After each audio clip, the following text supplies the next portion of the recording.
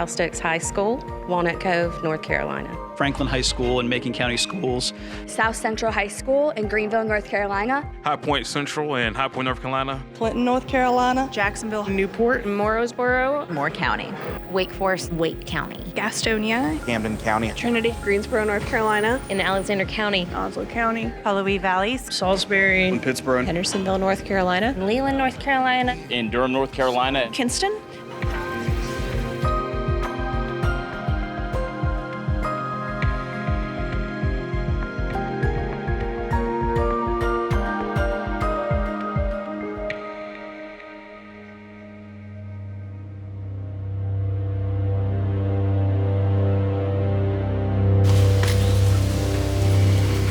I think that Holocaust education now is very, very important, okay, in the United States. But I think that those of us who have been doing it for 30 or 40 years, I've been doing it since 1980, have something to contribute. And what we have to contribute, it can really help develop Holocaust education in the 28 states that I know of right now who have mandated it. So I have certain things that I think that I'm adding to their knowledge. Number one, I think I'm adding a greater understanding of anti-Semitism, which I think is very important. Otherwise, you're just saying that the Holocaust occurred in a vacuum. The second thing that I'm adding is an understanding of Jewish life. You know, I want people to understand that there were Jewish communities. So if you see all these little rocks behind us, these are monuments. I'm at Treblinka Death Camp where 800,000+ Jews were killed. And these are not 800,000 stones, but these are Jewish communities. And the number just is mind-blowing. And they had life. Earlier today, we were in a synagogue in the town of the shtetl of Tokochin, and we were celebrating Jewish life, and we were talking about it and what Jewish prayers were and what Jewish holidays were. And I think that that's very, very important. Otherwise, we're just talking about how Jews were killed.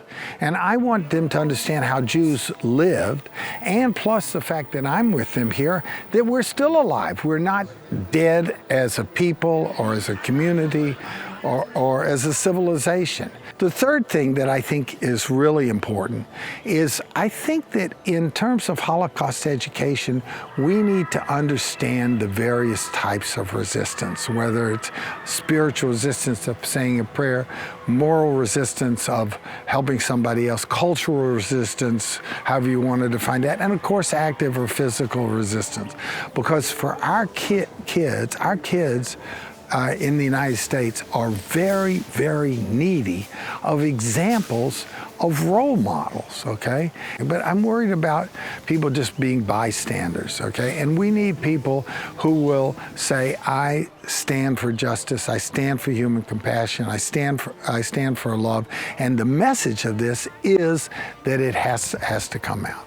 And then the last message that I'm really trying to stress with them is that the United States could have done more.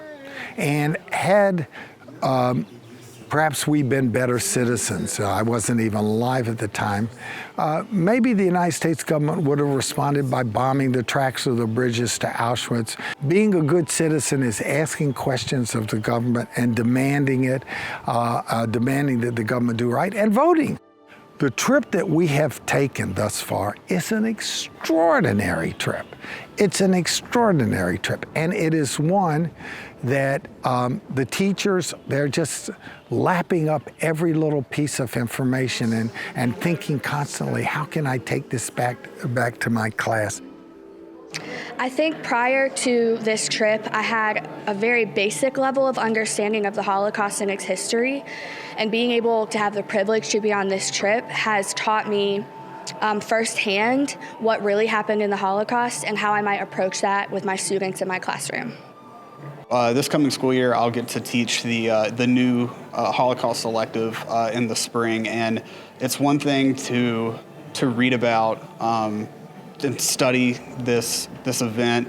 It's another to get to do that after you've actually been to so many important sites in it. So I think the way that this trip has been transformative for me is that I'm really connecting with the actual real stories of people, and it's less about looking at, it's important to look at the numbers and the historical facts, but what I think I can really convey to my students is the empathy of understanding that these were real people and real situations that happened, and all of these people have families that love them, and I think that will really help them connect with the material more. So actually seeing the concentration camps and the forest and actually walking in a gas chamber, that very much kind of changes how you look at it. So it goes from being an abstract thought. It goes from being kind of something that is just something you're aware that happens to something that is here right now in your face, and you aren't ever going to be able to forget. When you're able to tell these stories to your students, they connect with those, and it creates an interest in that particular topic, which makes them want to learn more and hopefully create a passion for explaining and sharing this information to others, their peers. Holocaust education has shaped me to my core. I took a Holocaust elective when I was in high school, and with that, I got the opportunity to meet survivors. And at the age of 14, I promised one of them that I would make sure that his story and many others would be remembered. And so that's my purpose. There is something here. The ADL has come out with statistics that the increase in anti-Semitism since October 7th is more than 400%. This program is helping teachers to help their students develop a character of being a caring, good citizen of the United States, being someone who's willing to take a stand against bias, bigotry, and racism, and stand up for human compassion and, most importantly, justice. I hope to bring more compassion and understanding of these events and how they affect the world around us today, and hopefully stop discrimination and get kids to stand up and not be bystanders when this happens. I hope to help my students to understand how individual stories of resistance can be used in their own lives. We have to spend much more attention with and creating a generation of kids that are more responsive to topics of historical trauma. I believe the big kind of core concept of civic literacy is empathy. Teaching empathy is one of the big skills we try to teach in there. So this is ultimately my purpose on this trip, is to find ways to teach my students empathy, not only in American history when I teach that, but really in civic literacy. One of my big reasons for wanting to be on this trip is coming from an area that there is a lot of hate and there is a lot of denial of the Holocaust. I think that a certain legitimacy is added to my teaching when I can say that I have been there and seen the places firsthand. But now, all of a sudden, at the end of my working career, I've come across this thing that is such a jewel. I cannot believe what I'm seeing with my own eyes and how important this can be. If 35 of us teach 100 kids, it'd be 3,500 kids in 1 year. And then you double that the next year and you get 7,000. And then 2 years from that, you got 14,000. But if you go 3, 4, 5 years, before long you've reached 50,000, 100,000 kids. And there is no reason, except for money, okay, because this is not dependent, there are other people that can teach this beside me. Except for money and organization, there's no reason at all that we can't be taking 2 buses or 3 buses. And there's no reason at all that this paradigm of a 8-day trip to Poland to learn how to teach and to be exposed to Jewish life then and now cannot be taken to another place.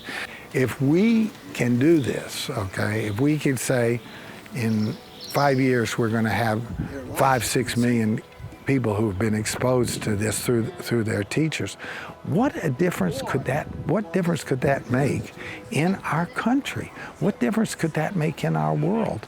And quite frankly, I honestly believe that we can do it.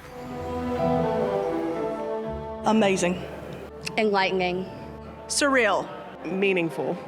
Metamorphic. Enriching. Hopeful. Transformational. Impactful. Eye-opening. Remarkable. Unbelievable. Inspirational. Transformative. Powerful. Life-changing.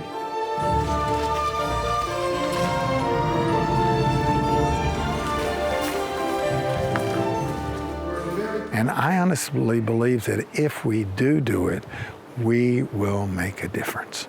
The upside potential, the bang for the buck, is unimaginable.